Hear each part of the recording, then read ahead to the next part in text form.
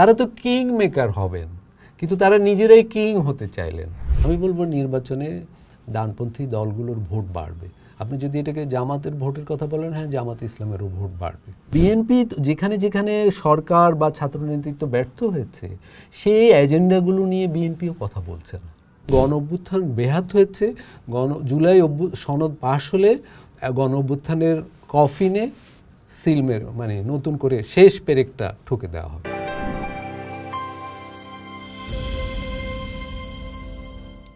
আজকাল গণমাধ্যম, সামাজিক যোগাযোগ মাধ্যম সব জায়গাতেই নানা প্রশ্ন, নানা তথ্য, নানা উত্তর, নানা মন্তব্য, নানা বক্তব্য, সব জায়গাতেই কথা ঘুরে বেড়াচ্ছে। যে যা বলছেন সবাই বলছেন তারা সাধারণ মানুষের জন্য বলছেন। রাজনীতিবিদরা যেমন, লেখক, সাহিত্যিক, সাধারণ মানুষও তাদের জন্যই বলেন। কিন্তু দিন শেষে কোথাও না কোথাও নানা প্রশ্ন উত্তরহীন অবস্থায় রয়ে যায়। সেই প্রশ্নগুলোর উত্তর খোঁজার চেষ্টা করি আমরা এই জায়গাটিতে, অর্থাৎ দ্য পোস্ট। আজকের এই আয়োজনে সেই প্রশ্ন রেখে গেলাম এই আয়োজনটিতে। কিছু প্রশ্নের উত্তর খোঁজার চেষ্টা করব এবং সেই উত্তরের ন্যারেটিভ ভেঙে দেখার চেষ্টা করব। সেই আয়োজনে আজ আমাদের সাথে রয়েছেন লেখক ও গবেষক আলতাফ পারভেজ। আলতাফ পারভেজ, আপনাকে স্বাগত জানাচ্ছি এবং অনেক ধন্যবাদ সময় দেওয়ার জন্য। যে জায়গাটিতে আমি শুরু করলাম, আমার ইন্ট্রোটা শুনতে শুনতে আপনি বেশ মাথা ঝাঁকাচ্ছিলেন। নানা প্রশ্ন, মানুষ সারাক্ষণ কথা বলছে এবং নিজের ভালো থাকার চেয়ে কথা হচ্ছে সবার ভালো থাকা নিয়ে। দিন শেষে আমরা সবাই কি ভালো আছি? বাংলাদেশ কি ভালো আছে? আমার তো মনে হয় খুব অস্থির। দেখুন, আমাদের তরুণ বয়সে বা কিশোর বয়সে আমরা বিটিভি দেখতাম শুধু, সেই জায়গায় এখন প্রায় 20-30টি টেলিভিশন, 40-এরও বেশি। আমি তো এত জানিও না। আমরা পড়তাম ইত্তেফাক অথবা সংবাদ এক ধরনের, ইত্তেফাক এক ধরনের। এই দুটো পড়ে একটু ধারণা করতাম কি হচ্ছে। এখন তো অসংখ্য পত্রপত্রিকা এবং বিদেশি গণমাধ্যম। আমার মনে আছে যখন স্কুলে প্রথম CNN দেখানো হলো পরীক্ষামূলকভাবে, অদ্ভুত লাগলো যে এরকম একটা ব্যাপার। এখন তো এগুলো তো সব এরকম একটা তথ্যের উপাত্তের ন্যারেটিভের সমুদ্রে মানুষ প্রতি মুহূর্তে অস্থির যে, এবং ওইগুলো মোকাবেলা করে নিজের সিদ্ধান্তে আসার মতো মননশীল গঠনও অনেক সময় গড়ে ওঠে না সমাজে। ফলে মানুষ আসলে খাবি খাচ্ছে, অস্থিরতায় পড়ে আছে। মানুষ কি আসলে বেশি বলছে বলে আসলে কোথাও যে শেষ পর্যন্ত দাঁড়াতে পারছে না, নাকি মানুষ আসলে শুনতেই চাচ্ছে না? এই অস্থিরতার মধ্যে মানুষ শুনছে কম, বলছে বেশি। শুনতে চাচ্ছে এবং ওইটার ভিতরে আছে। কিন্তু আমি বলছি, যখন এই যে অজস্র তথ্য, এটাকে সে নিজের মতো করে বিশ্লেষণ করার জন্যে যেই মননের গঠনটা দরকার, সেটা গড়ে ওঠার আগেই তাকে তথ্য সমুদ্রে ফেলে দেওয়া হয়েছে। ফলে মানুষ ওই জন্য অস্থির, এটা থেকে সিদ্ধান্তে আসতে পারছে না, তথ্যই তাকে নিয়ে যাচ্ছে অজানার দিকে। সেক্ষেত্রে এখন সবচেয়ে বড় অস্থিরতাটা হচ্ছে, অন্তত বাংলাদেশের জন্য সবচেয়ে বড় অস্থিরতাটা হচ্ছে তার রাজনৈতিক পরিমণ্ডল। রাজনীতিতে এক ধরনের সারাক্ষণই সফল চলছে এবং সেটা নিয়ে সবাই আমরা কথা বলছি, যে বুঝি যে না বুঝি। আপনার কাছে কি মনে হচ্ছে যে আপনি ঠিক কী ধরনের পরিস্থিতি এই মুহূর্তে দেখতে পাচ্ছেন নির্বাচন নিয়ে? আমরা দেখছি রাজনীতিবিদরা নানা রকম কথা বলছেন, গণভোট, জাতীয় সরকার, সব কিছু মিলিয়ে আপনার কাছে কী মনে হয় রাজনৈতিক পরিমণ্ডলটা এই মুহূর্তে কেমন? কি ঘটতে যাচ্ছে সামনের বাংলাদেশে? রাজনৈতিক পরিমণ্ডল এবং সামাজিক পরিমণ্ডল দুটো তো খুব আন্তঃসম্পর্কিত, দুটো মিলে অস্থিরতা চলছে। এই কারণে দুটো ঘটনা ঘটেছে এখানে। একদিকে হলো যে গণ অভ্যুত্থানের মধ্য দিয়ে মানুষের ভিতর প্রচণ্ড একটা আশাবাদ তৈরি হয়েছিল, যেটা 2024-এর আগেও ছিল না। 2024 মানুষকে প্রচণ্ডভাবে আশাবাদী করেছিল যে একটা পরিবর্তন এবার হবে। 54 বছরে হয়নি, এবার আমরা বোধহয় কিছু পরিবর্তন পেতে যাচ্ছি। আমি বলবো সেই আশাবাদের অনেকটাই, সেই আশাবাদ বেহাত হয়ে গেছে বা সেটার একটা বাধাপ্রাপ্ত হয়েছে। কিন্তু এর পাশাপাশি আবার শুধু সেখানেই থেমে নেই, অনেক ধরনের ভীতিও তৈরি হয়েছে, ভীতির সঞ্চার হয়েছে এবং প্রতিদিন ভীতির উৎপাদন এবং পুনরুৎপাদনও হচ্ছে। কী ধরনের ভীতি? হ্যাঁ, আমি বলছি। ফলে ওইদিকে একদিকে আশাবাদহীনতা, আশার মৃত্যু, আশা বেহাত হয়ে যাওয়া, আরেকটা হলো ভীতির উৎপাদন এবং পুনরুৎপাদন। এই দুটো মিলে এখনকার সামাজিক পরিস্থিতিটা আমরা এগোচ্ছি। এবং খুব কম মানুষ পাওয়া যাবে যিনি বলতে পারবেন যে কিছুদিন পরেই বাংলাদেশ একটা সুন্দর সময়ে প্রবেশ করবে, এরকম কিন্তু আমি পাবো না, আমি পাই না। আমি জানি না আপনার কি অভিজ্ঞতা। এখন ভীতিটা ঠিক হ্যাঁ, আমি ভীতিটা এই জন্য বললাম, দেখুন আমাদের এখানে যে এখনকার একটা সরকার চলছে, এই সরকার তো অনির্বাচিত সরকার, কিন্তু এটা বৈধ সরকার, জনপ্রিয় সরকার ছিল। এই সরকার দু ধরনের দায়িত্ব নিয়ে এসেছিল। একটা হলো অন্য সাধারণ সরকারগুলোর মতো রাষ্ট্র পরিচালনার দায় ছিল তার, আবার অভ্যুত্থানের প্রত্যাশা পূরণের দায় ছিল। অর্থাৎ দু ধরনের দায় নিয়ে একটা সরকার প্রতিষ্ঠিত হয়েছে। ফলে তার কাছে তার দায়িত্ব ছিল অনেক বেশি সাধারণ সরকারের চেয়ে, কিন্তু তাদের পারফরমেন্স হয়েছে ঠিক উল্টোটা। আমি অভ্যুত্থানের পারফরমেন্সের বিষয়টা পরে আসছি, অভ্যুত্থানের বিষয়ের, কিন্তু সাধারণ সরকারের যে দায়িত্ব, আইন শৃঙ্খলা রক্ষা করা, অর্থনীতি একটু বিকশিত করা, এগুলোর ক্ষেত্রে আমি বলবো যে গত 54 বছরে যেই 2-3টা বছরে আইন শৃঙ্খলা পরিস্থিতি সবচেয়ে খারাপ ছিল, তার মধ্যে একটা গেল গত 12 মাস। যত ধরনের মব হয়েছে, যত ধরনের ঘরবাড়ি ভাঙা হয়েছে, যত ধরনের বেনামি মানে কি মামলা আর কি, মানে মামলাবাজি খুব হয়েছে। আমি একটা নিউজ পড়েছি, আমার মনে আছে কয়েকদিন আগে, এটাই 2 সপ্তাহ আগে হবে, যে রাজশাহীতে একটা মামলা হয়েছে, একটা বিস্ফোরক দ্রব্যের মামলা, যেখানে কয়েকশো মানুষকে আসামি করা হয়েছে। সেই আসামিদের ভিতরে রাজশাহীতে এমন কোনো ধনাঢ্য পরিবার নাই যাকে আসামি করা হয়নি। তার মানে আপনি কল্পনা করুন ওইখানে কী ধরনের ভীতির সঞ্চার হয়েছে, কী ধরনের হয়রানির একটা বাস্তবতা তৈরি হয়েছে। এরকম ঘটনা কিন্তু চট্টগ্রামে ঘটেছে, অন্যান্য শহরেও ঘটেছে। আমি বলবো গত 12 মাসে একটা সামাজিক অস্থিরতা, সমাজে মানে স্থায়ী অশান্তির বীজ রোপণ, এই ব্যাপারগুলো হয়েছে, অথচ হওয়ার কথা ছিল সম্পূর্ণ ভিন্ন। সেক্ষেত্রে কি আপনার মনে হয় যে, যেটা আপনি বলছিলেন যে এই সরকার তো আসলে দুটো দায়িত্ব নিয়ে এসেছে, যেহেতু এই সরকারের সামনে দুটো দায়িত্ব, সেজন্য সরকার অন্য আমরা যেটা দেখেছি যে এর আগে আমরা এই ধরনের সিচুয়েশনে যে ধরনের সরকার তৈরি হয়েছে তার তুলনায় তার আসলে দ্বিগুণ চাপ, সেই চাপ তাকে পথহারা করেছে। এবং আপনার কি মনে হয় যে রাজনীতিবিদরাও বা অন্যান্য পলিটিক্যাল পার্টিগুলো আসলে এক ধরনের চাপ তৈরি করেছে যাতে এই সরকার ভালো পারফরমেন্স না করতে পারে? না, আমি প্রথমটা আপনার সাথে একমত নই। প্রথমত এই সরকার যে কী ধরনের দায়িত্ব নিয়ে এসেছে, এইটা এই সরকারের সাথে যুক্তদের উপলব্ধির ঘাটতি ছিল এবং তাদের কোনো প্রস্তুতিও ছিল না। প্রস্তুতি না থাকার জন্য দোষ দেওয়া যায় না, কিন্তু যখন দায়িত্ব নেয় মানুষ, তখন যে দ্রুত দায়িত্ববান হয়ে ওঠার ব্যাপার, পরিকল্পনা প্রণয়নের ব্যাপার এবং আন্তরিকতার ব্যাপার, আমি বলবো শুধু ব্যর্থতা শুধু প্রশাসনিক নয়, আমি বলবো আন্তরিকতারও ঘাটতি দেখা গেছে। দেখুন, বা অভ্যুত্থানের স্পিরিট উপলব্ধি করার ঘাটতি দেখা গেছে। আমি একটা উদাহরণ দিতে পারি। দেখুন, এই অভ্যুত্থানটা ছিল ব্র্যান্ড স্লোগান ছিল বৈষম্য বিরোধী অভ্যুত্থান। তার মানে এই অভ্যুত্থানের মূল জায়গা হলো বৈষম্য কমাতে হবে।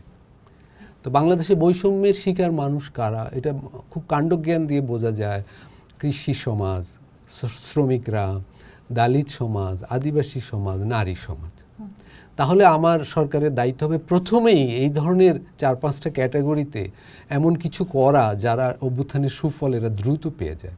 কিন্তু গত কতগুলো মাস বিতর্কটা, অভ্যুত্থানের সংস্কারের চিন্তাটা হচ্ছে কোথায়? বাংলাদেশে কি 1 কক্ষ থাকবে সংসদ, না 2 কক্ষ থাকবে? প্রধানমন্ত্রী কি 5 বছর থাকবেন, না 10 বছর থাকবে? দেখুন, এগুলো জরুরি, কিন্তু বাংলাদেশের সবচেয়ে জরুরি সংস্কার কোনগুলো? বাংলাদেশের মানুষ কোথায় খাবি খায়? যেমন আপনার ন্যাশনাল আইডির নামে ভুল হয়েছে, খুব ছোট ব্যাপার, কিন্তু এইটা সংশোধন করতে গিয়ে বাংলাদেশের মানুষ কাহিল হয়ে যায়। আপনি আপনার সংসারে একটা নতুন সন্তান এসেছে, জন্ম নিবন্ধন হবে, খুব সহজ নয় কিন্তু বাংলাদেশ এই কাজগুলো। বা এখানে শ্রমিকদের জন্য মজুরির একটা বড় প্রবলেম, কারখানায় নিরাপত্তাহীনতা বড় প্রবলেম, কৃষকের জন্য কলা উৎপাদন হয়, কলাটার বিপণন একটা বড় সমস্যা। মানে এগুলো হলো আসলে বাংলাদেশের জন্য বড় সমস্যা। আমরা সভ্যতার অনেক পেছনে পড়ে আছি, সংস্কারের অনেক আদিম অবস্থায় আছি। কিন্তু আমরা বিতর্কটা হলো আমাদের গত 8 মাস ধরে, সংসদ কি 2 কক্ষ হবে, না 3 কক্ষ হবে, না 5 কক্ষ হবে? দেখুন, ভারতের সংসদ 2 কক্ষ। ভারতের যেটা রাজ্যসভা আছে বটে, কিন্তু ভারতের রাজনীতিতে, সমাজ জীবনে রাজ্যসভার কিন্তু কোনো একটা বড় ধরনের অবদান নেই এখানে। এটা অনেকটা অলংকারী। শাবানা আজমি রাজ্যসভার সদস্য, শাবানা আজমি কি ভারতের রাজনীতিকে গুরুত্বপূর্ণ একজন অ্যাক্টর? তা নয়।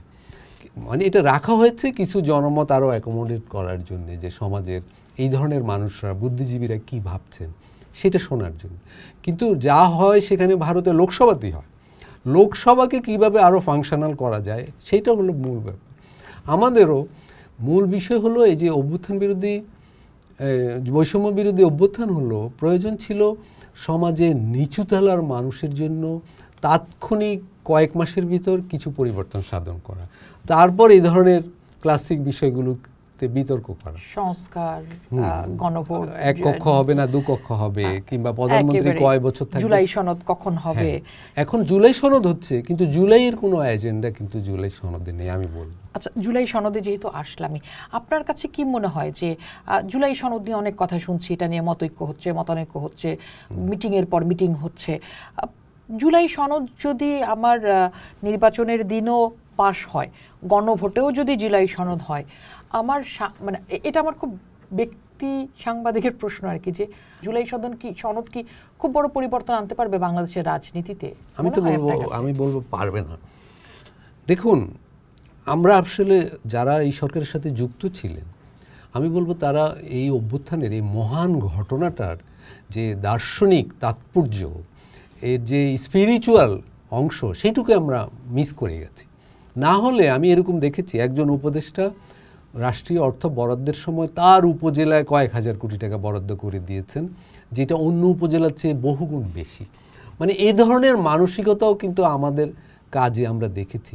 এই অভ্যুত্থানের পর যতগুলো মব সহিংসতা হয়েছে, মাজার ভাঙা হয়েছে, আপনি দেখুন, ধরে নিলাম যে প্রথমে কয়েকটা ভাঙা হয়ে গেছে, তারপর তো উপদেষ্টারা যে সেখানে মানে বুক চিতিয়ে দাঁড়ানোর কথা ছিল, যে আমার শরীরের উপর দিয়ে যেতে হবে, এটা হতে পারে না। আমরা বলেছি এটা একটা অন্তর্ভুক্তিমূলক সমাজ করব আমরা, আমাদের ছাত্ররা এই জন্য 800-900 মানুষ জীবন দিয়েছে, কিন্তু কোনো উপদেষ্টা তো যাননি কোথাও।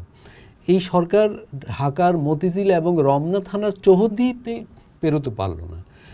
মানুষকে উপজেলা পর্যায়ে তো দূরের কথা, জেলা পর্যায়ের মানুষকেও যে বোঝানোর ব্যাপার ছিল যে এই যে শহীদরা কি চেয়েছে এবং সরকার কি করতে চায়, এই সরকারকে তো মানুষ বুকে আগলিয়ে রাখত বহু বছর যদি এই পরিবর্তনগুলো করা যেত। কিন্তু আসলে পরিবর্তন কিছু ঘটেনি, এবং জুলাই সনদ নামে যা হচ্ছে এটা দিয়েও পরিবর্তনের কিছু হবে না। বরং আমি ভয় পাই যে এই সনদটা পাশ হয়ে গেলে মানুষ ভাববে যে যেই বিষয়গুলো আসলোই না, ভাববে যে এইগুলো নিয়ে আর আলাপেরই দরকার নাই, অভ্যুত্থানের সব চাওয়া তো পূরণ হয়ে গেছে। মানে আসলে জরুরি কৃষকের জন্য, শ্রমিকের জন্য, দলিতের জন্য, নারীদের জন্য। দেখুন অভ্যুত্থানে কী পরিমাণ নারীদের অংশগ্রহণ ছিল, এবং বাংলাদেশের জনসংখ্যার অর্ধেকই তো নারী সমাজ। তো নারী সমাজের জন্য জুলাই সনদে কী আছে আমি বলবো যে আপনিও বলতে পারবেন না, যে কোনো সাংবাদিক বলতে পারবে না, আসলে কিছু নেই, আসলে কিছু নেই। হ্যাঁ, তো নারীদের জন্য যেই কমিশনটা হলো তার কোনো সুপারিশ তো আলোচনাতেই আসলো না।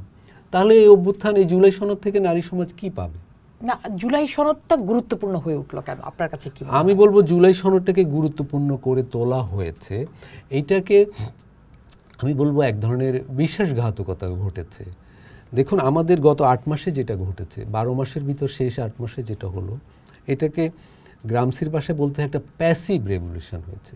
প্যাসিভ রেভলিউশন মানে যেই বিপ্লবে আসলে বিপ্লবাত্মক কোনো পরিবর্তন ঘটে না, বিপ্লবের নামে বিপ্লবের অভিনয় করা হয়, এবং যেখানে পরিবর্তনের নামে পরিবর্তনের অভিনয় করা হয় কিন্তু পরিবর্তন কিছু ঘটে না, যেখানে উপর থেকে পরিবর্তনের চেষ্টা করা হয়। আমাদের সমগ্র ঢাকার সিভিল সোসাইটি, মিডিয়া এবং বুদ্ধিজীবীরা বিতর্ক করে গেলেন সংসদ 2 কক্ষ হবে না 3 কক্ষ হবে, সংখ্যানুপাতিক ব্যবস্থা হবে নাকি হবে না। কিন্তু শ্রম কমিশনের রিপোর্ট নিয়ে, নারী কমিশনের রিপোর্ট নিয়ে কোনো আলোচনা হলো না, পুলিশ কমিশনের রিপোর্ট নিয়ে কোনো আলোচনা হলো না, এমনকি অর্থনীতি বিষয়ে 2টো টাস্ক ফোর্স রিপোর্ট হয়েছে, আপনার খেয়াল আছে কিনা, একটা দেবপ্রিয় ভট্টাচার্যের নেতৃত্বে এবং আরেকজনের নেতৃত্বে, তারা সবার আগে রিপোর্ট দিয়েছিল। পুলিশ কমিশন রিপোর্ট দিয়েছিল, প্রশাসনিক কমিটি, গণমাধ্যম কমিশন হ্যাঁ রিপোর্ট দিয়েছিল। কিন্তু অভ্যুত্থানের সবচেয়ে জরুরি বিষয় ছিল পুলিশ বাহিনীর এবং প্রশাসনের সংস্কার, এবং এটা বাংলাদেশের জন্য জরুরি এবং অভ্যুত্থানেরও বড় এজেন্ডা ছিল। আপনি দেখুন ছাত্ররা কী নিয়ে বলেছে, পুলিশি অত্যাচার নিয়ে কথা বলেছে, পুলিশ বাহিনীর অদল বদল দরকার, পরিবর্তন দরকার। এবং আসলে যে কলোনিয়াল 1792 সালে যে পুলিশ বাহিনী হয়েছে, আমরা 2025 সালেও সেই কর্নওয়ালিসের পুলিশ বাহিনী বহন করে চলেছি। আমরা বলেছি আমরা 47-এ স্বাধীন হয়েছি, 71-এ স্বাধীন হয়েছি, 90-এ স্বাধীন হয়েছি এবং 2025-এ স্বাধীন হয়েছে, কিন্তু আমাদের কর্নওয়ালিসের বাহিনী কিন্তু আমরা পাল্টাইনি। এগুলো ছিল অভ্যুত্থানের এজেন্ডা। তো এগুলো কোথায়? এবং এগুলোর কোনো আলাপ কোনো মিডিয়ায় নাই, কোনো বুদ্ধিজীবীর কণ্ঠে নাই, কোনো রাজনৈতিক দলের প্রেস রিলিজে নাই। সেই জন্য আমি বলবো যে গণ অভ্যুত্থান ব্যাহত হয়েছে। জুলাই সনদ পাশ হলে গণ অভ্যুত্থানের কফিনে সিলমের মানে নতুন করে শেষ পেরেকটা ঠুকে দেওয়া হবে। আমি সেই জায়গাটিতে আরেকবার আসবো, অন্তত রাজনীতিবিদদের জায়গাটিতে। তাহলে কি আমি একটা কথা বলতে পারি যে অন্তর্বর্তী সরকার কে আসলে যতটা ফাংশনাল আমরা ভেবেছিলাম হবেন, যতটা কার্যকর হবেন, ততটা আসলে তারা হতে পারেননি, মানে অন্তত গভর্নেন্সের দিক থেকে যদি আমরা দেখি। আপনি খুব লিবারেল একটা মন্তব্য করলেন। আমি বলবো অন্তর্বর্তীকালীন সরকার ওই যে বললাম দুটো দায়িত্বেই তারা মিস করেছে। তারা বাংলায় সরাসরি বললে তারা ব্যর্থ হয়েছে। প্রথমত স্বাভাবিক একটা নর্মাল সময়ের সরকারের যে দায়িত্ব সেগুলা তারা পালন করতে পারেনি। দেখুন বাংলাদেশে বিগত সরকারগুলো যেই দলেরই সরকার হোক, জাতীয় পার্টি, আওয়ামী লীগ, বিএনপি, সব সরকারের আমলে দারিদ্র কিন্তু একটু একটু করে কমছিল। এই প্রথম এবছর দারিদ্র কিন্তু আবার উল্টোভাবে বেড়েছে, এখন 28% পৌঁছেছে দারিদ্র। তারপরে দেখুন আইন শৃঙ্খলা সরকার, সব সরকারের এটা একটা প্রায়োরিটি, কিন্তু এই সরকারের আমলে সেই প্রায়োরিটি তো বদলে গেল। যে কোনো জেলায় যে কোনো দিন যে কোনো সকালবেলা একটা মব হতে পারে, এরকম একটা মানসিক প্রস্তুতি আমাদের এখন রাখতে হয়। এবং সেটা ঘটেছেও। দেশ জুড়ে প্রায় 100 মাজার ভাঙা হয়েছে, মানুষকে কবর থেকে তুলে লাশ পুড়িয়ে ফেলা হয়েছে। এই ধরনের মানে অদ্ভুত ঘটনা, বিস্ময়কর ঘটনা, মানে ভীতিকর ঘটনা এখানে ঘটেছে। এবং এমন না যে এগুলো বন্ধ হয়েছে। দেখুন কিছুদিন আগে পার্বত্য চট্টগ্রামে একটা সহিংসতা হলো, কয়েকজন লোক মারা গেলেন, আদিবাসী মারা গেলেন। যেই জাতির লোকই মারা যায় সেটা তো একটা বিচারের ব্যাপার আছে, সেটা বন্ধের ব্যাপার আছে। কিন্তু সরকারের তরফ থেকে কয়েকজন ব্যক্তি বললেন এটা একটা ষড়যন্ত্র, এটা বাইরের দেশের ষড়যন্ত্রের কারণে এটা ঘটেছে। তার মানে এগুলো বন্ধের জায়গাটাও আমি বন্ধ করে দিলাম, এটার বিচার পাওয়ার জায়গা। আপনি যখন একজন নীতি নির্ধারক বলবে এটা ষড়যন্ত্রের কারণে হয়েছে, তার মানে এখানে ক্ষতিগ্রস্তরা তো আর বিচারও পাবে না, তাই না? বিচারের ব্যাপারটাও আটকে গেল একেবারে। এবার একটু আমি জাতীয় ঐক্যমত্য কমিশনের জায়গাটাতে আসতে চাই, যে জাতীয় ঐক্যমত্য কমিশন আপনার কাছে কি মনে হয় যে কতটা জাতীয় ঐক্য তৈরি করতে পারলো, সব মানে যেই বিষয়গুলো নিয়ে তারা বসেছেন? এবং এখনো পর্যন্ত আমরা দেখছি যে আজকেও যদি আমি গণমাধ্যমে খবর দেখি, সেখানে আমরা দেখছি যে নানা কিছুতে তারা ঐক্যমত হতে পারছেন না। এইটার দায়টা আসলে কি আপনি কাকে দিবেন? মানে রাজনীতিবিদদের ঘাড়ে কি আসলে এই দায় দিতে চান যে এখনো তারা এইটা ঐক্যমতে? আমি বলবো যে এখানে মানে অ্যাক্টর কারা? সরকারিভাবেই তো জাতীয় ঐক্যমত কমিশন গঠিত হয়েছে। জাতীয় ঐক্যমত কমিশন, সরকার এবং রাজনীতিবিদ। দেখুন এখানে জনগণ নেই, মানে জনগণের কোনো প্রতিনিধি ওইভাবে নেই। আপনি যদি রাজনৈতিক দলগুলোকে বলেন, 30-35টা রাজনৈতিক দল আছে, তারা ঐক্যমত কমিশনে অনেকগুলো দল এমন সব দাবি দেওয়া নিয়ে পরস্পরের দর কষাকষিতে লিপ্ত হলো যেগুলো জুলাইয়ে শোনা যায়নি। আমি একটা জিনিস শুধু উদাহরণ হিসেবে বলি, মনে করেন সংখ্যানুপাতিক নির্বাচন। আমি ব্যক্তিগতভাবে মনে করি এটা বাংলাদেশের জন্য প্রয়োজন, কিন্তু ঘটনা হলো যে জুলাইয়ে তো এই রাজনৈতিক দলগুলো কখনোই সংখ্যানুপাতিক বিষয় নিয়ে জনগণের কাছে যায়নি। জুলাইয়ের আগে, 24-এর আগে কোনো দলের জন্য কি এটা প্রধান দাবি দেওয়া ছিল? আপনি খেয়াল করুন, ছিল না। বাংলাদেশের সংখ্যানুপাতিক নির্বাচন নিয়ে আমি দায়িত্ব নিয়ে বলছি, প্রথম এটা নিয়ে আলাপ আলোচনা করেন ফেরদৌস আহমেদ কোরাইশি নামে একজন। উনি বইও লিখেছিলেন এটা নিয়ে, উনি বিভিন্ন জনের কাছে প্রচারের জন্য যেতেন। তারপর ছোট ছোট 2-3টি দল এটা নিয়ে 2-একবার সেমিনার করেছে, কিন্তু বড় আকারে জনগণের কাছে কোনো দল এটা নিয়ে যায়নি। কিন্তু জুলাইয়ের পরে দেখলাম এইটাই একটা বড় রাজনৈতিক বিবাদের বিষয় করে ফেলা হলো। এই যে করে ফেলা হলো, এর মানে হলো এর মধ্য দিয়ে জুলাইয়ের যে মূল এজেন্ডাগুলো সেগুলো কিন্তু হারিয়ে গেল। যে পুলিশ বাহিনীর সংস্কার, প্রশাসনের সংস্কার, কোথাও আপনি শুনবেন না এগুলো নিয়ে। বা এই ধরনের যেই গ্রাফিতিগুলোকে যেই দাবিগুলো এসেছিল সেগুলো কিন্তু আর রাজনৈতিক দলগুলো সেগুলো নিয়ে কথা বলছে না। ফলে আমি বলবো জাতীয় ঐক্যমত্য কমিশন রাজনৈতিক দলগুলোর শক্তি পরীক্ষার একটা জায়গা হয়ে গিয়েছিল। আর হলো ঐক্য কমিশনও এমনভাবে ডিল করেছে ব্যাপারগুলো, এটা একটা সোর্স অফ টেনশন হয়ে গিয়েছিল যে ওইখানে এত বিবাদ হচ্ছে, নির্বাচন কি হবে কি হবে না, সেরকম একটা জায়গায় প্রতিদিন ঐক্যমত্য কমিশন থেকে যে সংবাদগুলো বের হয় গণমাধ্যমে আসে আর মানুষ দেখে, মানুষের তখন নির্বাচন নিয়ে আরও সংশয় তৈরি হয়। সর্বশেষ যেই সংশয় উৎপাদন করেছেন ওনারা যে এটা কি গণভোট হবে, গণভোটের ভিতর দিয়ে গণভোট কি নির্বাচনের দিনই হবে না আলাদা দিনই হবে, তার মানে এইটা নিয়ে আরও কিছুদিন অনিশ্চয়তা চলবে। এবং ধরা যাক সরকার একটা সিদ্ধান্ত চাপিয়ে দিল যে অমুকভাবেই হবে গণভোট, সেই গণভোটে কিভাবে বিষয়গুলো উপস্থাপিত হবে। এই 84টা জাতীয় ঐক্যমত্য কমিশনের 84টা বিষয়ে ঐক্যমত হয়েছে, তার মধ্যে অনেকগুলো বিষয়ে অনেকগুলো রাজনৈতিক দলের আপত্তি আছে, অনেকগুলো বিষয়ে অনেক রাজনৈতিক দলের আপত্তি আছে। এখন জনগণের সামনে বিষয়গুলো কিভাবে উপস্থাপিত হবে, জনগণ কিভাবে সিদ্ধান্ত দিবে গণভোটে, কারণ তাকে তো বোঝানো হয়নি এগুলো। এই 84টা বিষয় সম্পর্কে জনগণ কি জানে? জানে না। তাহলে গণভোট নিয়ে যখন একটা বিভ্রান্তি অনিশ্চয়তা তৈরি হবে, তার মানে আপনার জাতীয় নির্বাচন হয়তো আরও পিছাতেও পারে। এবং ধরা যাক গণভোটের বিষয়ে রাজনৈতিক দলগুলো ঐক্যমতে আসলো না, তখন যদি কোনো রাজনৈতিক দল নির্বাচন বয়কট করে, গণভোট বয়কট করে, তাহলে কী হবে? তার মানে পুরো একটা অনিশ্চয়তার মধ্যে রাখা আছে বাংলাদেশকে। এবং আপনি জানেন যখন রাজনৈতিক অনিশ্চয়তা থাকে একটা সমাজে, তখন সেখানে অর্থনৈতিক বিনিয়োগ আসে না, উদ্যোক্তারা সেখানে বিনিয়োগ করবে না, দেশি বিদেশি কেউ এই ধরনের অনিশ্চিত সমাজে আসবে না। এবং এর মাঝে আবার অনেক রাজনৈতিক দল বলছে তারা আফগানিস্তানের মতো দেশ গড়তে চায়, আবার কেউ বলছে তারা অন্য ধরনের দেশ গড়তে চায়। তার মানে এগুলোর কিন্তু জুলাইয়ের অভ্যুত্থানের বাইরের আলাপ সব চলে আসছে। তাহলে এখানে যখনই অর্থনৈতিক বিনিয়োগ আসবে না এবং এই ধরনের রাজনৈতিক অনিশ্চয়তা থাকবে, আপনার অর্থনীতির সমগ্র সূচকগুলো নেতিবাচক দিকে যেতে থাকবে। কর্মসংস্থানের ক্ষেত্রে বন্ধ্যাত্ব তৈরি হবে, এখানে ক্যাপিটাল মার্কেটে নেতিবাচক একটা অবস্থা তৈরি হবে। এই জন্য আমি বলছি যে এই জাতীয় ঐক্যমত্য কমিশন অনিশ্চয়তার, অর্থনৈতিক, রাজনৈতিক, প্রশাসনিক অনিশ্চয়তার একটা সোর্স হয়ে পড়েছে। সেক্ষেত্রে মানে দুটা প্রশ্ন আসলে একসাথে চলে আসছে মাথায়। সেটা প্রথম প্রশ্ন, তাহলে কি আপনি নির্বাচনটাকে অনিশ্চিত দেখতে পাচ্ছেন? নির্বাচন এখনও তো কিছু অনিশ্চিত, সবাই বলছে বটে ফেব্রুয়ারিতে নির্বাচন হবে, কিন্তু দেখুন এর মাঝে কিন্তু হঠাৎই আসলো যে ফেব্রুয়ারির আগে একটা গণভোট হবে। আরেকজন গবেষক আমাদের এখানে এসেছিলেন দ্য পোস্টে, গৌতম দাস, তিনিও বলছিলেন যে ফেব্রুয়ারিতে নির্বাচন হওয়ার কোনো সম্ভাবনা না। আমি মনে করি ফেব্রুয়ারিতেই নির্বাচন হতে হবে, কারণ ফেব্রুয়ারিতে নির্বাচন না হওয়ার যে বিকল্পগুলো আছে সেগুলো এত বেশি বন্য, এত বেশি ঝুঁকিপূর্ণ যে বাংলাদেশ সেই ঝুঁকি নিতে পারবে।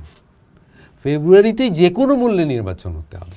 যদিও এই সিনারিও যা দেখছেন তাতে কি মনে হয়? তাতে আমার কিছুটা অনিশ্চয়তা এখন আছে, কিন্তু দেশের স্বার্থে, জনগণের জন্য, দেশের ভবিষ্যতের জন্য এই অনিশ্চয়তা পেরোতেই হবে যে কোনো মূল্যে। না, কিন্তু যারা পেরোবেন, এই যে যারা সারাক্ষণ জনগণের কথা বলেন যে জনগণের ভোটাধিকার, জনগণের অর্থনীতি, জনগণের খাবার, জনগণের ভাত কাপড় সবকিছু, এদের মাঝেই তো সবচেয়ে বেশি অনৈক্য। এরাই তো আসলে দিন শেষে ঐক্যমতে আসতে পারছেন না।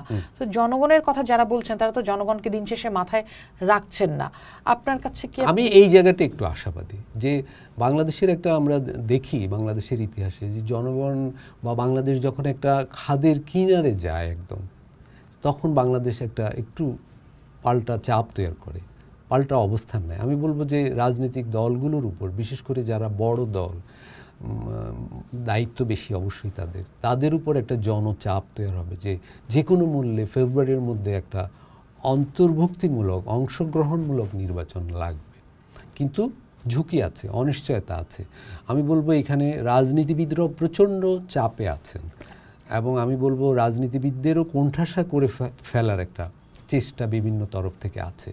ফলে সব দোষ রাজনীতিবিদদের দেয়া যায় না এখন, এবং রাজনীতিবিদদের মানে আমরা জনগণের সামনে হেয় করার, তাদের ইন্টিগ্রিটি প্রশ্নবিদ্ধ করার একটা চেষ্টা আছে। না, অবশ্যই চেষ্টা আছে। আবার আবার আমরা তো এটাও দেখি যে রাজনীতির মানে পুরনো রাজনীতিটার খোল নলচে বদলে ফেলে একটা নতুন রাজনীতির কথা উঠেছিল, নতুন বাইনারির রাজনীতির কথা উঠেছিল। সবাই বলেছিলেন যে আমরা যে ট্যাগিং এর রাজনীতি এটা বদলে ফেলতে চাই, কিন্তু এখন কি আসলে বদলেছে? ট্যাগিং এর রাজনীতি থেকে কি আমরা এসেছি? আগে আমরা দেখতাম রাজাকার বনাম মুক্তিযোদ্ধা বাইনারি, এখন আমরা কি দেখি জুলাই যোদ্ধা আওয়ামী লীগের দোসর। এই হ্যাঁ, এগুলো তো হয়েছে এবং আমি বলবো যে পরিবর্তন কি আসলো, মানে এই রাজনীতিবিদরা কি মানে সেই রাজনীতিবিদরা কি এই পরিবর্তন আনতে পারলেন যারা নতুনের কথা বললেন? না, কিন্তু আমি বলবো দেখুন বাংলাদেশের পরিস্থিতি এখন শুধু যে বাইনারিতে আবার আটকে গেছে তা না, আরো একটু ঝুঁকিপূর্ণ বিপজ্জনক জায়গায় সাম্প্রদায়িক রাজনীতি। হ্যাঁ, আমি সেটা বলছি, কিন্তু এই গত 1 বছরে চালকের আসনে কে? চালকের আসনে তো ছিল সরকার, ছাত্র নেতৃত্ব এই সরকারকে ক্ষমতায় বসিয়েছে, প্রধান উপদেষ্টা এবং উপদেষ্টাদের তারাই বাছাই করেছে, তারা নিজেরা সরকারে যুক্ত হয়েছে। ফলে বাংলাদেশ যে ট্যাগিংয়ের রাজনীতি থেকে বেরোতে পারলো না, এই দায় এই সরকারের। এটার জন্য আমি প্রধানত তাদেরকে দায়ী করব, রাজনীতিবিদদের নয়। দেখুন গত যে 15 বছর যত অনাচার হয়েছে সেখানে ব্যবহার করা হয়েছে মুক্তিযুদ্ধের চেতনাকে, মুক্তিযুদ্ধের মতো একটা বড় বিষয়কে ঘুষ, দুর্নীতি, অনাচার, পুলিশি অত্যাচার এগুলোর ক্ষেত্রেও প্রচ্ছদ আকারে ব্যবহার করা হয়েছে। গত 1 বছরেও কিন্তু জুলাই যুদ্ধের চেতনাকে ওই ধরনের কাজে আমরা ব্যবহার হতে দেখেছি এবং ব্যবহার করতে করতে আমি বলবো বাংলাদেশকে একটা দক্ষিণ পন্থার মধ্যে নিয়ে আসা হয়েছে। বাংলাদেশ কিন্তু এখন আর গণতান্ত্রিক ভবিষ্যতের বিষয়েও একটা ঝুঁকিপূর্ণ পরিস্থিতিতে পড়ে গেছে আমি বলবো। কারণ জুলাইয়ের আগে এক ধরনের অবস্থা ছিল, আমরা অর্থনৈতিক অনাচার, পুলিশি অনাচার এগুলোর ভিতর ছিলাম, নির্বাচন ব্যবস্থা একেবারে ধ্বংস করে দেয়া হয়েছিল, সেগুলো ছিল আমাদের আকাঙ্ক্ষার জায়গা, তাই তো? এখন আবার চলে এসেছে যে আমরা একটা শরিয়াপন্থী রাষ্ট্র চাই, সেই জায়গায় আলাপ চলে গেছে এখন, এবং মুক্তিযুদ্ধের সমস্ত মূল্যবোধকে আমাদের অগ্রাহ্য করতে হবে, আমাদের 47-এ ফিরে যেতে হবে, এই ধরনের আলাপ চলে এসে। এই আলাপগুলো হোক, সমস্ত আলাপই হতে পারে, কিন্তু আমি বলছি মূল লক্ষ্য থেকে বাংলাদেশকে বিচ্যুত করার একটা চেষ্টা। মূল লক্ষ্য কি? আমাদের এখানে একটা গণতান্ত্রিক রাজনৈতিক ব্যবস্থা থাকবে, প্রশাসন সংস্কার হবে, জনগণের সার্বভৌমত্ব থাকবে, জনগণের একটু স্বাধীনতা থাকবে কথা বলার, এবং অর্থনৈতিক বিকাশ ঘটবে। সাধারণভাবে মানুষ এগুলো চায়। সাধারণ মানুষ কিন্তু রুটি রুজির সংগ্রামটা নির্বিঘ্নে চালাতে চায়, একটু কথা বলার স্বাধীনতা চায়, একটু ভোট দেওয়ার স্বাধীনতা চায়, সংসদে তার কথা আলাপ হোক, চেয়ারম্যান মেম্বাররা তার কথা বলুক, তার পাশে দাঁড়াক, এগুলো হলো সাধারণ মানুষের চাওয়া। কিন্তু এগুলা থেকে আলাপটা এখন অন্যদিকে নেওয়া হচ্ছে এবং রাজনীতিবিদদেরও ড্র্যাগ করে আমি বলবো সেখানে নিয়ে যাওয়া হচ্ছে এবং তারাও সেগুলোয় অংশ নিচ্ছে। ফলে বাংলাদেশ একটা দুর্ভাগ্যজনক পরিস্থিতিতে এগুচ্ছে।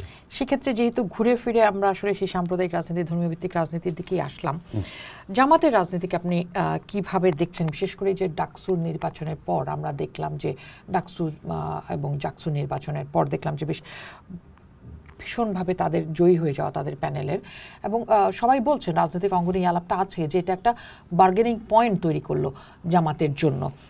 আপনার কাছে কি মনে হয় যে, বা নির্বাচনী জরিপে আমরা দেখছি যে নানা রকম জরিপ তো হচ্ছে, কোনোটা বিশ্বাস করা যায়, কোনোটা বিশ্বাস করা যায় না, কোনোটা আস্থায় রাখা যায়, কোনোটা যায় না, কিন্তু তারপরেও তাদের আলাপ বেশ মোটা দাগে আছে। আপনার কাছে কি মনে হয় জামাতের রাজনীতি আসলে কোন রাজনীতি এখন জামাত করছে? আসলে এখানে আমি বলবো যে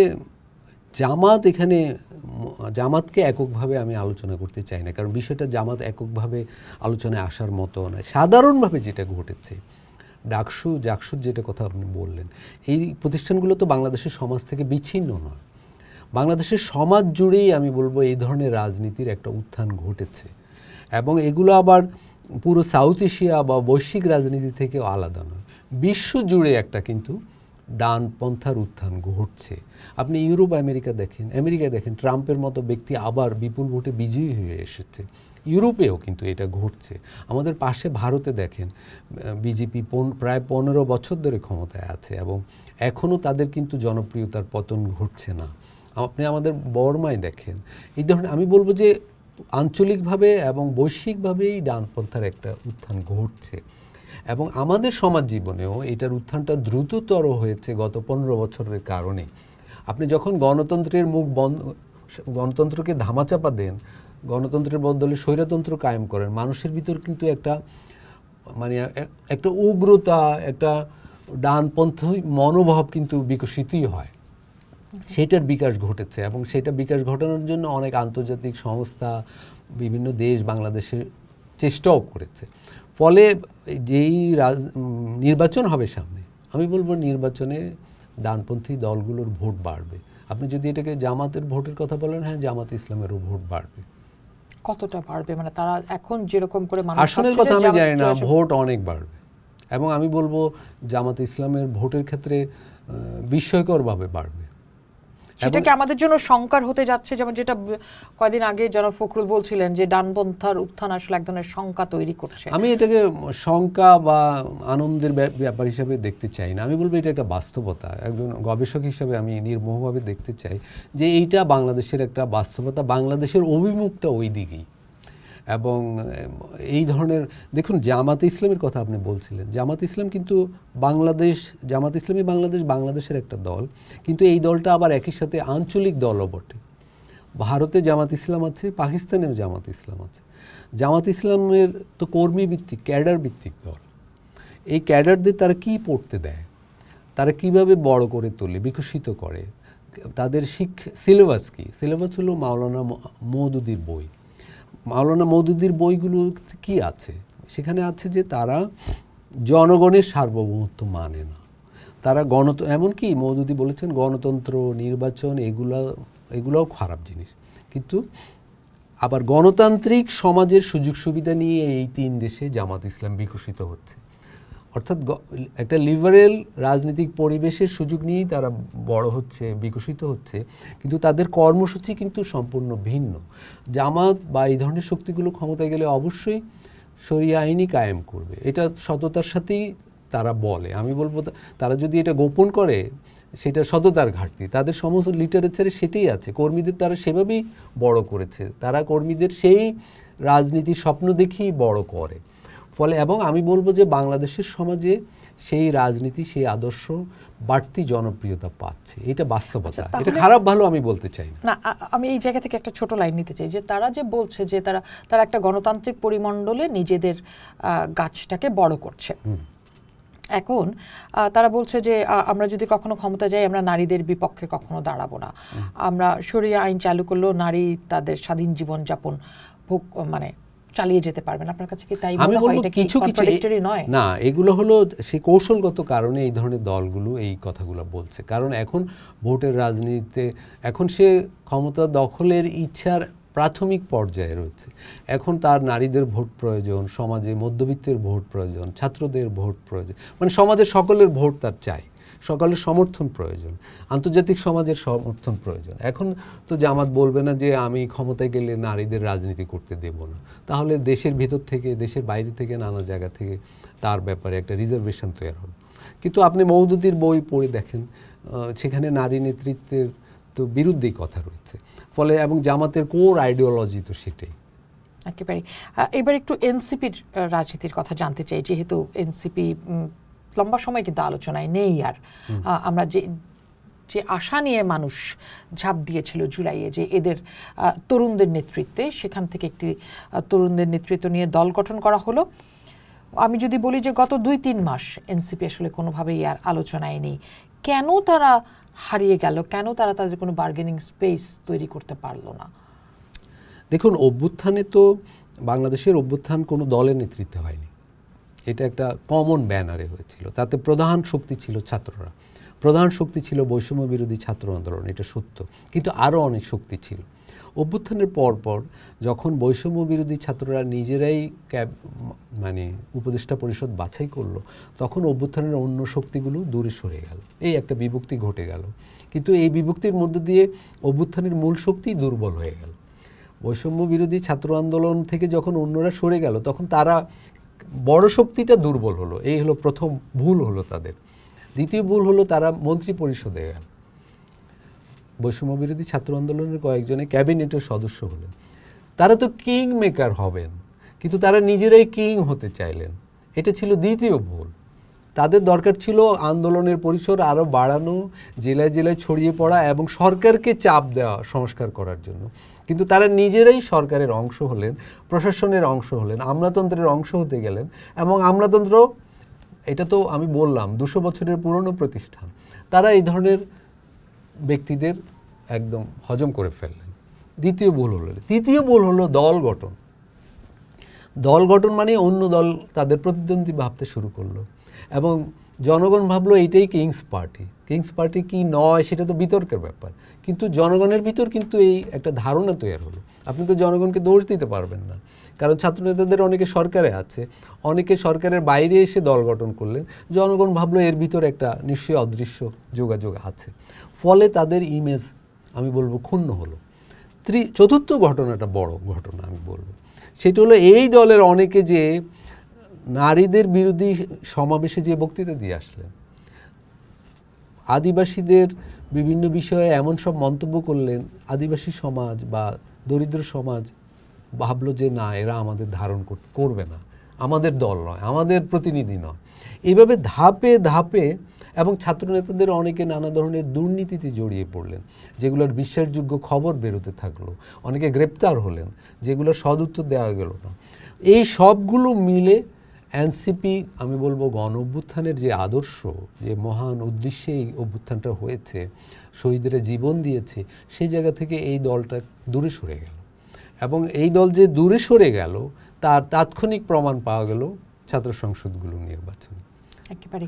কিন্তু জনাব নাহিদ গত কিছুদিন আগে একটি টেলিভিশনে বলেছেন যে অভ্যুত্থানের পর এই ছাত্রদেরকে রাজনীতিবিদরা নানাভাবে ব্যবহার করেছেন, তারা ব্যবহৃত হয়েছেন ছাত্ররা। আপনার কাছে কি তাই মনে হয় যে এখন যে তাদের বিরুদ্ধে যে ধরনের অভিযোগ, এই ব্যবহার কারণেই আসলে এই সমস্ত অভিযোগ উঠছে? ছাত্র নেতাদের অনেকে বলছেন যে, নাহিদ ইসলাম বলেছেন, এর আগেও আমি দেখেছি মাহফুজ আলম একটা কথা বলেছেন যে আমলাতন্ত্র তাদেরকে সহযোগিতা করেনি। এর আগে কয়েকজন ছাত্রনেতা সামরিক আমলাতন্ত্রের বিরুদ্ধেও বলেছেন যে, আপনার মনে আছে হয়তো। আচ্ছা দেখুন, আমরা হ্যাঁ, বা এর আগেও মানে সেনাবাহিনী নেতৃত্ব এখন সামরিক আমলাতন্ত্র বেসামরিক আমলাতন্ত্রের তো মুখ বন্ধ, তারা চট করে কোনো মন্তব্যের উত্তর দিতে পারে না, ফলে তাদেরকে অভিযুক্ত করা কিন্তু সহজ। আমি বলবো যে ছাত্রনেতারা ব্যবহৃত হলেন কেন? ছাত্রনেতা তো অসম্ভব জনপ্রিয় ছিল, মানুষ তো রাজনীতিবিদদের চেয়েও তাদের কথা শুনেই জীবন দিয়েছে। ছাত্রনেতারা যখন মানুষকে রাস্তায় নামতে আহ্বান করেছে, মানুষ বা পরিবারগুলো তাদের শ্রেষ্ঠ সম্পদ বিলিয়ে দিয়েছে, জীবন দেওয়ার চেয়ে তো আর বড় কিছু নেই। ফলে তারা কেন ব্যবহৃত হলেন, তারা কেন মাস্টার মাইন্ড কথাটা উপভোগ করলেন, তো তারা কেন এই উপদেষ্টা পরিষদকে নিয়োগ দিলেন অন্যদের সাথে আলাপ আলোচনা না করে? ফলে এখন সরকারের সমস্ত ব্যর্থতার ভার তাদের বইতে হবে। এবং শুধু এখন নয়, দিন যত যাবে, আগামী বছরের পরের বছর যখন অভ্যুত্থানের স্পিরিট, অভ্যুত্থানের দাবি এবং বাস্তবতার সাথে মানুষ মিলিয়ে দেখবে, মানুষ দোষারোপ করবে এই ছাত্র নেতৃত্বকে, এই রাজনীতিবিদদের নয়, এই আমলাতন্ত্রকে মানুষ দোষারোপ করবে না, আমি বলে রাখলাম। এবং তিনি আরেকটি কথা বলেছেন নাহিদ ইসলাম, যে রাজনীতিবিদরা তাদেরকে ডিরেল করেছেন এবং রাজনীতিবিদরা তাদেরকে প্রতারণার মধ্যে ফেলেছেন। সেই ফাঁদে তারা কেন পা দিলেন? তাদের তো সেই মানে এই ম্যাচুরিটি তো তাদের থাকা উচিত ছিল। তারা তো ছাত্র, আমাদের রাজনীতি প্রবীণ রাজনীতিবিদ। হ্যাঁ, ছাত্র, কিন্তু তারা তো একটা গণ অভ্যুত্থানের নেতৃত্ব তুলনামূলক কম অভিজ্ঞ, এবং তাহলে তাদের আরও বিস্তারিতভাবে বলা উচিত এবং জনগণের কাছে যাওয়া উচিত যে ভাই আমরা এই ভুল করেছি, কিন্তু আমরা এই করতেছিলাম, এখানে আমরা বাধা পেয়েছি। জনগণের কাছে, জনগণের সঙ্গে সংলাপে লিপ্ত হওয়া উচিত আমি বলবো এনসিপি। এবং এনসিপির আসলে ভাবা উচিত এখনও, যদি আমি মনে করি সেরকম ভাবনার জন্য সময় তাদের হাতে খুব একটা নেই, যে রাজনৈতিক পরিবর্তন, প্রশাসনিক পরিবর্তন, সংস্কার একটা লম্বা সময়ের ব্যাপার এবং সেখানে জনগণের সবাইকে নিয়ে এগোতে হবে। আমরা মন্ত্রী হয়ে আমরা সমাধান দিয়ে দেব উপর থেকে, এই যে ভুল পদ্ধতিতে তারা ঢুকে গিয়েছিল সেটা তো অলরেডি ব্যাকফায়ার করেছে। একেবারেই। বিএনপি সম্পর্কে একটু জানতে চাই, এই মুহূর্তে বিএনপির রাজনীতিকে কিভাবে দেখছেন?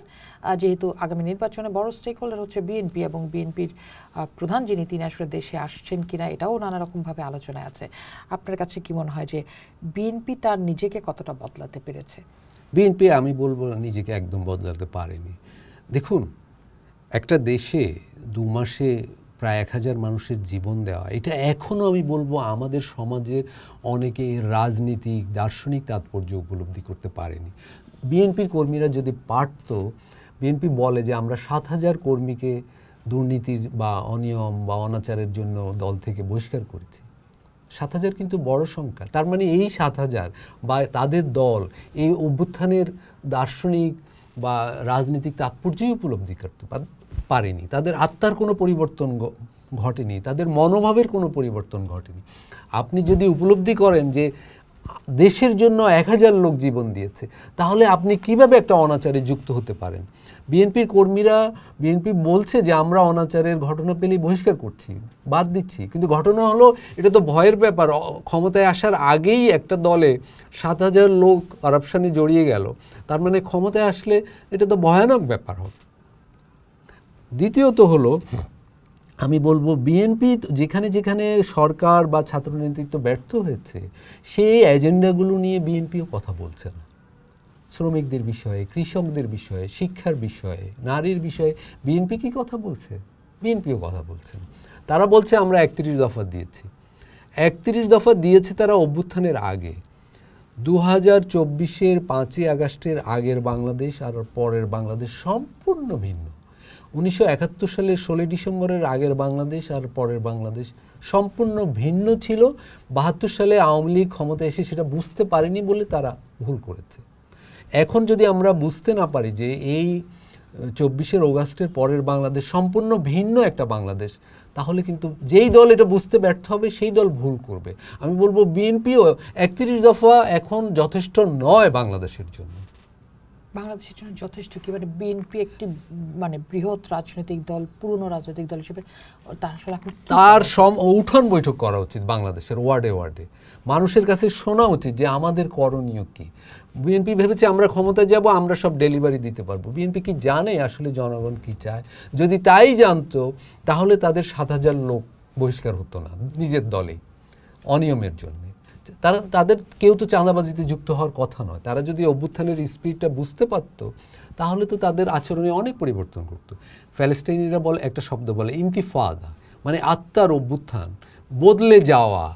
তাহলে বিএনপি নিজেই বদলে যেত, এই দলকে দেখে বোঝা যেত সে অন্য মানুষ, অন্য দল, কিন্তু তাদের ভিতর সেই ধরনের কোনো পরিবর্তন আমি দেখি। এবার একটু আমাদের নাগরিক সমাজ, বুদ্ধিজীবী, ওনাদের কথা একটু জানতে চাই। যে নাগরিক সমাজ, বুদ্ধিজীবী, তাদের ভূমিকা কি দেখছেন এবং তাদের মধ্যে আসলে কতটা বিভক্তি আপনার নজরে আসছে, এবং তাদের মধ্যে কি এটা দেখতে পান যে ক্ষমতার অংশ হয়ে ওঠার একটা চেষ্টা? ভয়ঙ্করভাবে। দেখুন, আপনি যদি আমাদের দেশের সমস্ত নাগরিক সমাজ, বুদ্ধিজীবী সমাজকে যদি আমরা 100 ধরি, গত সরকারের আমলে এর 50 ভাগকে নানা ধরনের সুযোগ সুবিধা দিয়ে নষ্ট করে ফেলা হয়েছিল। তারাও সরকারের ভুলকেও ভুল বলা ভুলে গিয়েছিল। এর মধ্য দিয়ে সরকারেরও কোনো লাভ হয়নি, তাদেরও ভীষণ লস হয়েছিল। তাদের কথা বলার নৈতিক শক্তি তারা হারিয়ে ফেলেছে। বাকি যে 50 ভাগ ছিল এই আমলে, তারাও নানা সরকারের, এই অন্তর্বর্তীকালীন সরকারের নানা সুযোগ সুবিধায় যুক্ত হয়ে গেছে, তাদের বড় অংশ। ফলে নাগরিক সমাজ এর বড় অংশই, আমি বলবো 80 ভাগই প্রায় নৈতিকভাবে স্বাধীন মতামত দেওয়ার শক্তি হারিয়ে ফেলেছে। এটা বাংলাদেশের বড় দুর্ভাগ্যের দিক যে তার নাগরিক সমাজও শেষ হয়ে গেল, এবং অভ্যুত্থানের আগেও শেষ হয়েছে, অভ্যুত্থানের পরেও শেষ হয়ে গেছে।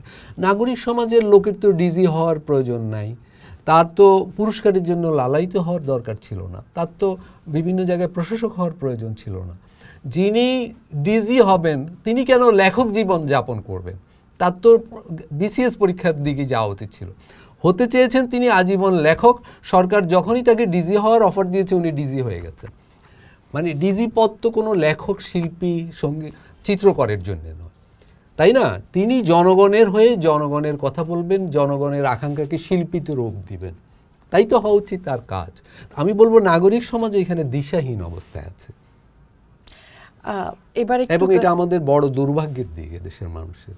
তাহলে চারপাশেই শুধু দুর্ভাগ্য। আমি তো এখানে দুর্ভাগ্যই দেখবো। আমি আসলে দুঃখিত যে আমি খুব আশার কিছু দেখি না। শেষ করবো আশা দিয়ে, কিন্তু তার আগে একটু বিদেশিদের অবস্থান জানতে চাই, যে আমাদের দেশের নির্বাচন তো আসলে বিদেশিদের কাছে অত্যন্ত গুরুত্বপূর্ণ। এটা আমরা আগেও দেখেছি, এখনও দেখছি। এই মুহূর্তে আপনি যেহেতু আপনার এখানে একটা বিশেষজ্ঞ ভূমিকা রয়েছে আন্তর্জাতিক মহল নিয়ে, ভারত এবং যুক্তরাষ্ট্র তার ভূমিকা কি দেখছেন? দেখুন, আপনার সাথে আমি একটা জিনিসই দ্বিমত, যে বিদেশিরা বাংলাদেশে নির্বাচন, গণতন্ত্র এগুলা দেখতে চায়, এইটা বলবে ওরা মুখে, কিন্তু ওরা এই ধরনের দেশে, এটা গণতন্ত্রের সুবাতাস বইতে থাকুক এরকম দেশে এরা চায় তারা, এবং এটা অস্বাভাবিকও না। বিদেশ নীতির মূল বিষয় হলো একালে জাতীয় স্বার্থ। যুক্তরাষ্ট্র, চীন, ভারত, পাকিস্তান, তুরস্ক সবাই যার যার স্বার্থের কথা বলবে, কিন্তু বাংলাদেশে বিমান থেকে নেমে বলবে আমরা একটা গণতান্ত্রিক বাংলাদেশ, সুখী, সমৃদ্ধ, শক্তিশালী বাংলাদেশ দেখতে চাই। এই দুটোকে আলাদাভাবে বিবেচনার প্রয়োজন আছে। আমি বলবো বাংলাদেশের গত 15 বছরের একটা ভুল ছিল আমাদের সরকারের, আমাদের বিদেশ নীতি একদিকে হেলে পড়েছিল। একটা দেশ যেভাবে চেয়েছে, একটা দেশ মানে আমি ভারতের কথাই বলবো, যেভাবে চেয়েছে সরকার সেভাবে এখানে কাজ করেছে। কিন্তু এখনকার সময়ে বাংলাদেশ একটা ছোট দেশ, এবং সারা পৃথিবীতে জুড়ে চীনের সাথে যুক্তরাষ্ট্রের একটা প্রতিদ্বন্দ্বিতার আলামত দেখা যাচ্ছে, এবং যুক্তরাষ্ট্রের যে একচেটিয়াত্ব সারা পৃথিবীতে, সেটা আস্তে আস্তে কমছে। কিন্তু এটা চট করে কমবে না, আগামী 20-30 বছর ধরে এই পর্যায়টা যাবে। এরকম সময়ে চীন, যুক্তরাষ্ট্র এবং আমাদের অঞ্চলে ভারত তাদের শক্তি পরীক্ষায় লিপ্ত হবে। একটা ত্রিমুখী অবস্থার মধ্যে আমরা পড়ে গেছি, এটাই বাস্তবতা। এরকম সময় আমাদের নেতৃত্বের প্রয়োজন, কোনো দিকে হেলে না পড়ে এই তিন শক্তির সাথে ভারসাম্য রক্ষা করে চলা। আমি এই ক্ষেত্রে বলবো শ্রীলঙ্কার উদাহরণটা আমাদের নেওয়া উচিত। শ্রীলঙ্কায় গণ অভ্যুত্থানের পর 2 বছর অন্তর্বর্তীকালীন সরকার ছিল, তারপর যে সরকারটা এসেছে জেভিপির নেতৃত্বে গত 1 বছর ওরা সরকার পরিচালনা করেছে, তারা কিন্তু এই তিন শক্তির সাথে চমৎকার ভারসাম্যপূর্ণ একটা সম্পর্ক রেখে চলেছে। এটা কেন জরুরি? সেটা হলো চীন যুক্তরাষ্ট্রের সংঘাতের বড় ঘটনাগুলো ঘটবে আমাদের অঞ্চলের চারিদিকে, আমাদের বঙ্গোপসাগরে, আমাদের সীমান্তের আশেপাশে, বর্মাকে ঘিরে। আপনি দেখুন পুরো দক্ষিণ এশিয়ায় কিন্তু অস্থিরতা, মণিপুর অস্থির, লাদাখ অস্থির, খেয়াল করুন, নেপালে কি ঘটলো খেয়াল করুন, আরাকানের সমস্যা চলছে। মানে এই পুরো অঞ্চল জুড়ে ভীষণ রকম সহিংসতা, অসন্তোষ ছড়িয়ে পড়ছে। এরকম সময়, এবং বাংলাদেশে গণ অভ্যুত্থান ঘটলো, একটা সহিংস ঘটনাই ঘটলো, এরকম সময়ে বাংলাদেশকে ভারসাম্য রক্ষা করে চলা উচিত। অনেকগুলো বিদেশি শক্তি চাইবে এখানে অস্থিরতা না, কিন্তু আমাদের তো এখানে আবার একটু সেন্টিমেন্টেরও এক ধরনের সেন্টিমেন্ট প্লে করারও একটা ব্যাপার আছে, যে আমরা হয় ভারত কার্ড প্লে করি অথবা আমরা পাকিস্তান কার্ড প্লে করি। সবসময় আমরা কোথাও না কোথাও হেলে পড়ি। মানে বড় রাষ্ট্রগুলি তো আছেই, তারপরে আবার এই সেন্টিমেন্টের একটা খেলাও আছে। সেক্ষেত্রে এখন আমার ইন্টারিম গভর্নমেন্ট, আমার ইলেকশন হবে কি হবে না, এইরকম একটা সিচুয়েশনে আসলে আমার আন্তর্জাতিক অবস্থানটা কি হওয়া উচিত? আমাদের আন্তর্জাতিক অবস্থান হওয়া উচিত সবার সাথে বন্ধুত্ব, কিন্তু কারো দিকে হেলে পড়া নয়। সবাইকে বলতে হবে আমি তোমার সাথে ভালো সম্পর্ক চাই, কিন্তু স্বচ্ছতার সঙ্গে। এবং কিন্তু তার তো আমাকে তো চাপও নিতে হচ্ছে, কারণ আমি তো দুর্বল গভর্নমেন্ট। এই চাপটা প্রতিরোধের মতো সক্ষমতা থাকতে হবে বাংলাদেশে। যার সেই সক্ষমতা নেই সে বিপদে পড়বে। এবং আমি এখানে সতর্ক হতে বলবো বাংলাদেশকে, যে দেখুন কয়েকটা দেশ আমাদের চোখের সামনে ব্যর্থ রাষ্ট্রে পরিণত হয়ে গেল। ইরাক, সিরিয়া, ইয়েমেন, লিবিয়া, এবং দুর্ভাগ্যজনকভাবে এগুলো সবাই মুসলিম প্রধান রাষ্ট্র। এবং এই বাংলাদেশকেও ব্যর্থ প্রমাণের কেউ না কেউ আন্তর্জাতিকভাবে চাইতে পারে। ফলে আমাদের সতর্ক হওয়া উচিত আমি বলব। এবং কিভাবে এই দেশগুলো ব্যর্থ করা হয়েছিল সেই বিষয়ে আমাদের নজরে রাখা উচিত। কি কি উপাদান, কি কি অ্যাক্টর, কাদের কাদের মাধ্যমে এই দেশগুলোকে ব্যর্থ রাষ্ট্রে পরিণত করা হয়েছে, সেগুলোর ব্যাপারে বাংলাদেশের রাজনীতিবিদদের পাশাপাশি বুদ্ধিজীবী এবং জনগণের সতর্ক হওয়ার ব্যাপার আছে।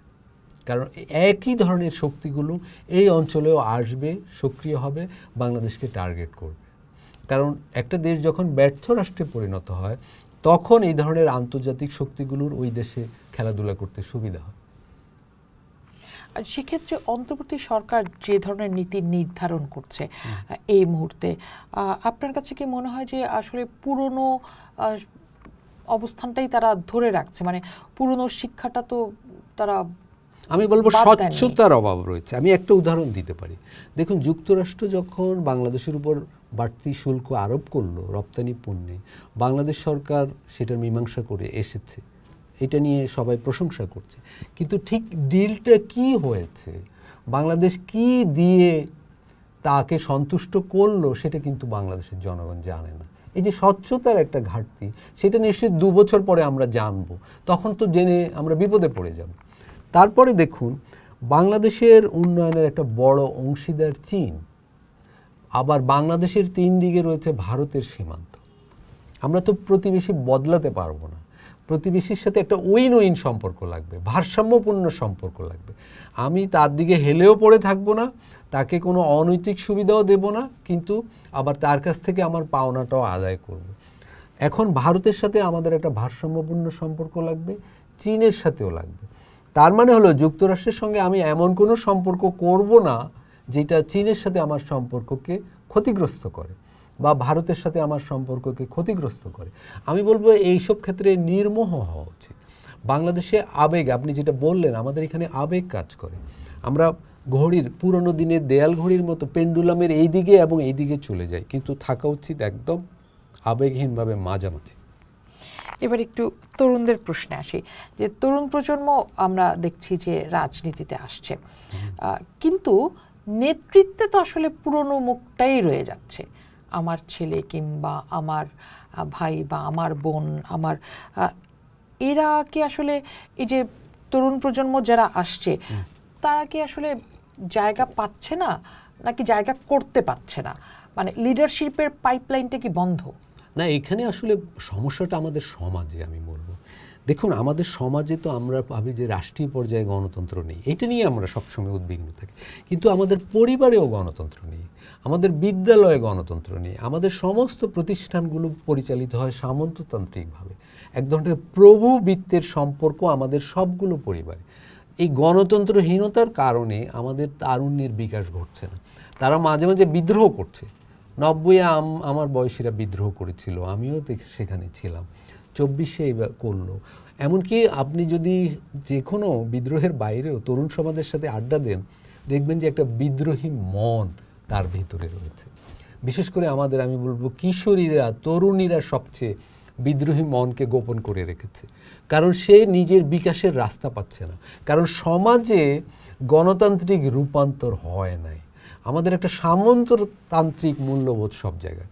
এখানে কৃষি সমাজ থেকে শুরু করে ঢাকার মতিঝিল পর্যন্ত সব জায়গায় সামন্ততন্ত্রের প্রভাব। ফলে তরুণরা মাঝে মাঝে বিদ্রোহ করে, কিন্তু সে তার প্রয়োজনীয় প্রত্যাশিত জায়গাটা পাচ্ছে না কাজের। তখন এক পর্যায়ে বলে কি, আমি দেশ ছেড়ে চলে যাব, কারণ সে এই দেশে তার মেধার, তার প্রত্যাশার, তার আকাঙ্ক্ষার প্রকাশ ঘটাতে পারছে না। ফলে এটা আমি বলবো, তরুণরা যে জায়গা পাচ্ছে না কাজের, সন্তুষ্ট হতে পারছে না, তারা যে অস্থির, এই দায়টা ওদের নয়। এই দায়টা হলো আমরা সমাজের প্রশাসনিক এবং আমাদের অর্থনৈতিক সংস্কার করতে পারিনি। আমাদের মনে রয়ে গেছে সামন্ততন্ত্র, প্রভুত্ব। আমরা আসলে লক্ষ লক্ষ জেনারেল এরশাদ, লক্ষ লক্ষ শেখ হাসিনা, এরকম সব প্রভুর অধীনে আছি আর কি, মানে সেই পরিবারের ভিতরও না। সেই প্রভুই কি এখন আসলে আমরা সোশ্যাল প্ল্যাটফর্মে দেখতে পাই, ফেসবুক, টুইটার, টিকটক, এই সব জায়গায় আমরা দেখতে পাই যে প্রায় সবাই রাজনৈতিক কথাবার্তা বলছেন, রাজনীতিবিদরাও বলছেন, রাজনীতির বাইরের লোকগুলিও বলছেন। এতে কি আপনার মনে হয় না যে সেই প্রত্যেকেই এক একটা করে প্রভু হয়ে উঠছে এবং বিভাজন ভীষণভাবে? এবং আমি বলবো যে পপুলিজমের আধিক্য, মানে এখানে পপুলিজমটা একটা ভায়োলেন্ট, সহিংস চেহারা নিচ্ছে। কারণ সমাজের কোথায় সমস্যা সেটা অধিকাংশ মানুষকে আইডেন্টিফাই করতে সহযোগিতা করে নাই আমাদের বুদ্ধিজীবীরা। সমাজে তো সমস্যা আছে, কী ধরনের সংস্কার হলে সমাজটা উন্নয়ন এবং শান্তির দিকে যাবে, সেটা আমাদের বুদ্ধিজীবী সমাজ জনগণকে বলতে ব্যর্থ হয়েছে। ফলে সমাজে সেই ধরনের চিন্তাই পপুলার হচ্ছে যে মেরে ফেলো, ওকে কেটে ফেলো, ওকে শেষ করে দাও। এই ধরনের কথা যে যত জোরে বলতে পারছে সে তত জনপ্রিয় হচ্ছে। আপনি দেখুন আমরা আমাদের সবচেয়ে জনপ্রিয় শব্দ দেখা যাচ্ছে রাজনীতিতে নির্মূল করো, ওকে নিষিদ্ধ করো, চলো আলাপে আসি, সংলাপে আসি, এইগুলো জনপ্রিয় হচ্ছে না। যেই বুদ্ধিজীবী ইউটিউবে বলতে পারবে ওকে নির্মূল করতে হবে, উনি বেশি জনপ্রিয় হচ্ছেন। কিন্তু যেই বুদ্ধিজীবী বলছে যে সমস্যাটা এরকম, চলো 3 পক্ষ নিয়ে বসি এবং বসলে সমাধান বের করতে হবে এবং একটা উইন উইন সমাধানে যেতে হবে, উনি জনপ্রিয় হবেন না। ফলে আমি বলবো একটা সহিংস, একটা ভায়োলেন্ট পপুলিজম আমাদের সোশ্যাল মিডিয়াকে চালাচ্ছে, সেখানে রাজত্ব করছে। সেক্ষেত্রে কি আপনার কাছে আরেকটা জিনিস মনে হয় জনাব পারভেজ, সেটা হচ্ছে যে বাংলাদেশের রাজনীতিতে এখন নৈতিক নেতৃত্ব এই শব্দটা একদম হারিয়ে গেছে এবং নতুন রাজনীতিতে এই নৈতিক নেতৃত্বের বিষয়টি একেবারেই বলা যেতে পারে যে নাই। এখন আপনার কি মনে হয় যে এই তরুণরা আসলে এই নৈতিক নেতৃত্ব ফিরিয়ে আনতে পারবে নাকি? এখানে আপনি যে আশাবাদের কথা বললেন, এখানেই আমি আশাবাদী। দেখুন, একটা নির্বাচন সামনে হয়তো হবে, এই নির্বাচনের ভিতর দিয়ে বাংলাদেশের সমস্যার সমাধান হবে না, কিন্তু যে গণ-অভ্যুত্থানটা হলো সেখানের যে চাওয়াগুলো ছিল, দেশের ওয়ালে ওয়ালে দেয়ালে দেয়ালে যে গ্রাফিতিগুলো আঁকা হয়েছিল, সেগুলো তো একটা দার্শনিক মন, একটা আকাঙ্ক্ষার দেয়াল চিত্র, সেগুলো কিন্তু মাটি চাপা পড়ে যাবে না এবং এগুলোই বাংলাদেশের ঘরে ঘরে মনে মনে থাকবে। এগুলো কিন্তু আবার যে সামনে যারা সরকার আসবে, সমাজ চালাবে, যেই বুদ্ধিজীবী কথা বলবে, যেই মিডিয়া চালু থাকবে, সেগুলোকে তাড়া করবে অভ্যুত্থানের এই আকাঙ্ক্ষা।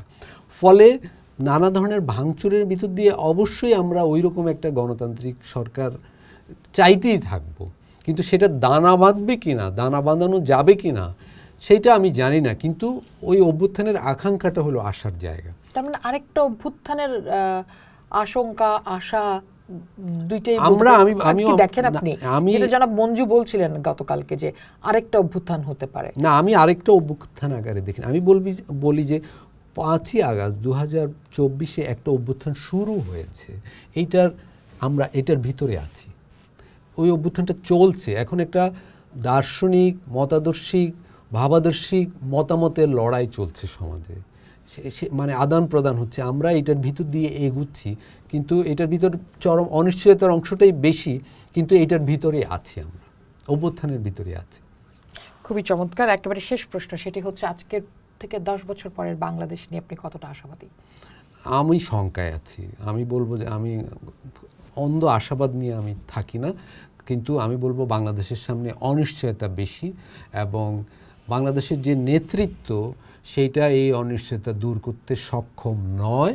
বাংলাদেশের জনগণকে আবার দায়িত্ব নিতে হবে এবং জনগণের ভিতরে একটা ইন্তিফাদা দরকার, একটা রেনেসা দরকার, যে আমরা একটা বাংলাদেশের ভবিষ্যৎটা হলো একটা গণতান্ত্রিক ভবিষ্যৎ। এই গণতান্ত্রিক পথ থেকে বিচ্যুত হলে বাংলাদেশের সামনে বিপদ আছে। সেক্ষেত্রে একজন নেতাও তো লাগবে।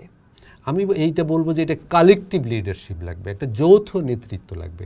একজন সুপারম্যান বাংলাদেশকে উদ্ধার করতে পারবে না। বাংলাদেশের জনগণের ভিতর থেকে একটা যৌথ একটা টিম বাংলাদেশকে উদ্ধার করতে সক্ষম হবে, কিন্তু তার জন্য এখানে যে মননশীল জগতে, একটা মনোজগতে একটা রেনেসা পরিবর্তন দরকার, একটা গণতন্ত্রায়নের দরকার, একটা গণতান্ত্রিক মূল্যবোধের যে ঢেউ দরকার, সেটা এই মুহূর্তে নেই। অনেক ধন্যবাদ জনাব আলতাফ পারভেজ আমাদেরকে সময় দেওয়ার জন্য এবং চমৎকার আলাপের জন্য। পোস্টকেও ধন্যবাদ দিই, কারণ মনে হয় একা আমি এত কথা আর কোথাও বলতে পারিনি। এটা একটা সুযোগ ছিল, হয়তো ভুল যদি করে থাকি। না, চমৎকার কথা। আমি তো মুগ্ধ, আমি জানি যে দর্শকরাও মুগ্ধ হবেন। শঙ্কা দিয়ে শেষ করতে চাই না, কিন্তু অবশ্যই চাই না, আশা দিয়ে শেষ করতে চাই।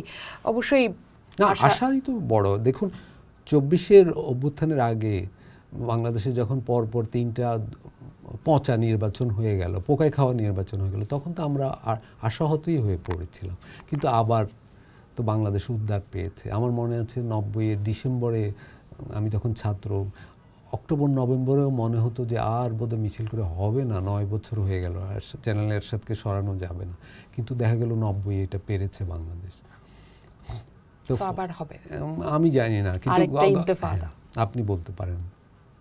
আমরা সেই দিনটার অপেক্ষায় থাকবো, হয়তো সেটা খুব দূরেও নয়। 10 বছরের কথা হয়তো বলছিলাম জনাব আলতাফ পারভেজকে, হয়তো সেটা হতে পারে আর 1 বছরও।